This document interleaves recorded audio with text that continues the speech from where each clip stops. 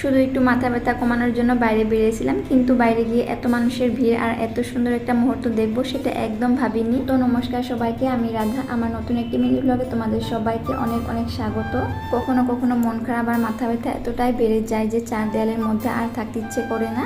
আজও ঠিক তেমনই একটা দিন ছিল। কয়েকদিন ধরে এত মাথা ব্যথা হচ্ছে যে সত্যি বলতে কিছুই ভালো লাগছে না। সকালটা কোনো রকমের ঠিকঠাক কাটে, কিন্তু দুপুরে ভাত খাওয়ার পর থেকে আবার মাথা ব্যথা শুরু হয়ে যায়। আজও একদম অস্থির লাগছিল। তখন সন্ধ্যার দিকে বর বলল, চলো একটু বাইরে থেকে ঘুরে আসি, হয়তো একটু ভালো লাগবে, সাথে বাজারটাও করে নিয়ে আসবো। তারপর আমরা বেরিয়ে পড়লাম।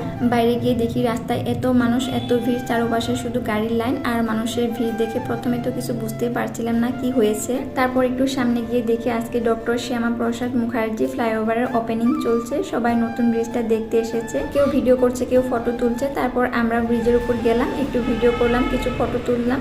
সত্যি বলতে এত সুন্দর লাগছিল, চারপাশটা যে কিছুক্ষণ শুধু দাঁড়িয়ে দেখতে ইচ্ছে করছিল। বহুদিনের অপেক্ষার পর অবশেষে এই ফ্লাইওভারটা ওপেনিং হলো। এখন থেকে হয়তো মানুষের যাতায়াত হবে আরও সহজ, আর কমবে ট্রাফিক, আর বাঁচবে অনেকটা সময়। যখন প্রথম এই ব্রিজটার কাজ শুরু হয়েছিল তখন সবাই ভাবতো কবে শেষ হবে। রাস্তার ধুলো, জ্যাম, অসুবিধা সব কিছুর মধ্যে দিয়ে মানুষ অপেক্ষা করছে এই দিনের জন্য, আর আজ অবশেষে সেই অপেক্ষা শেষ।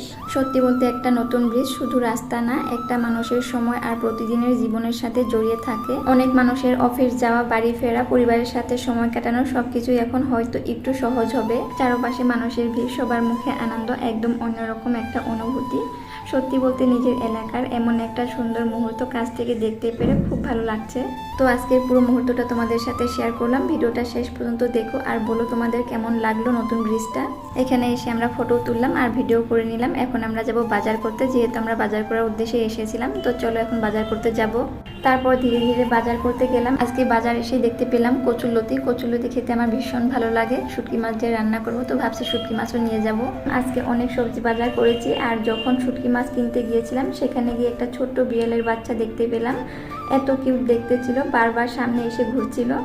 মনে হচ্ছিল যেন কিছু বলতে চাইছে। এত ছোট্ট আর মিষ্টি ছিল যে ওকে দেখেই মনটা ভালো হয়ে গেল। শরীরটা ভালো না থাকলেও আজকে এই ছোট ছোট মুহূর্তগুলো সত্যি খুব ভালো লাগলো।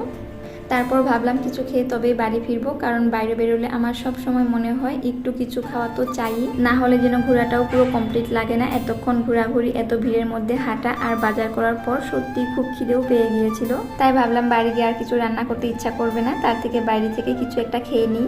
তো আজকের ভিডিওটা এই পর্যন্তই। আশা করি তোমাদের ভালো লাগবে। ভিডিওটা ভালো লাগলে অবশ্যই লাইক, কমেন্ট আর শেয়ার করে দিও। আবার দেখা হবে নতুন একটা ব্লগে। ততক্ষণ সবাই ভালো থেকো, টাটা।